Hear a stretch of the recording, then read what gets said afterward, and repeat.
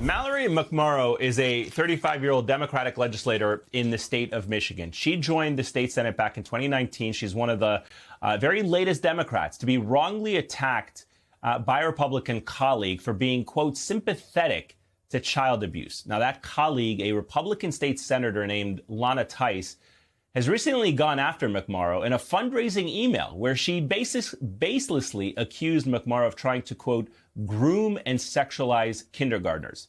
So yesterday, State Senator McMorrow took to the floor of the Michigan Senate to defend herself and debunk the baseless right-wing attacks that were being thrown at her. Senator McMorrow's 5-minute speech was, I have to say, incredibly moving, and I want to play you some of it at length. Take a listen. I didn't expect to wake up yesterday to the news that the senator from the 22nd district had overnight accused me by name of grooming and sexualizing children in an email fundraising for herself. So I sat on it for a while wondering why me. And then I realized, because I am the biggest threat to your hollow, hateful scheme. Because you can't claim that you are targeting marginalized kids in the name of, quote, parental rights if another parent is standing up to say no. So then what? Then you dehumanize and marginalize me. You say that I'm one of them. You say she's a groomer. She supports pedophilia. She wants children to believe that they were responsible for slavery and to feel bad about themselves because they're white. So who am I? I am a straight, white, Christian, married, suburban mom who knows that the very notion that learning about slavery or redlining or systemic racism somehow means that children are being taught to feel bad or hate themselves because they are white is absolute nonsense. No child alive today is responsible for slavery. No one in this room is responsible for slavery.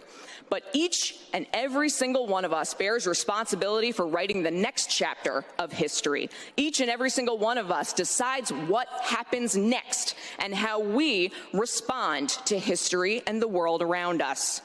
We are not responsible for the past. We also cannot change the past. We can't pretend that it didn't happen or deny people their very right to exist. People who are different are not the reason that our roads are in bad shape after decades of disinvestment, or that healthcare costs are too high, or that teachers are leaving the profession.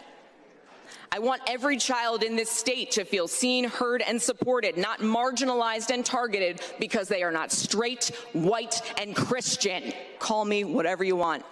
I hope you brought in a few dollars. I hope it made you sleep good last night. I know who I am. I know what faith and service means and what it calls for in this moment. We will not let hate win. That response to the speech has been overwhelming. There's no doubt about it. And today, a veteran Democratic strategist told the Washington Post that McMorrow's speech was actually about as an effective rebuke of Republican culture war attacks as any that he has seen. And he said in part, quote, I chose this clip as an instructional video. Now, the question is this. Is it something that Democrats can duplicate? And would it make a difference in time for the midterms? We're going to have that debate next. Don't go anywhere.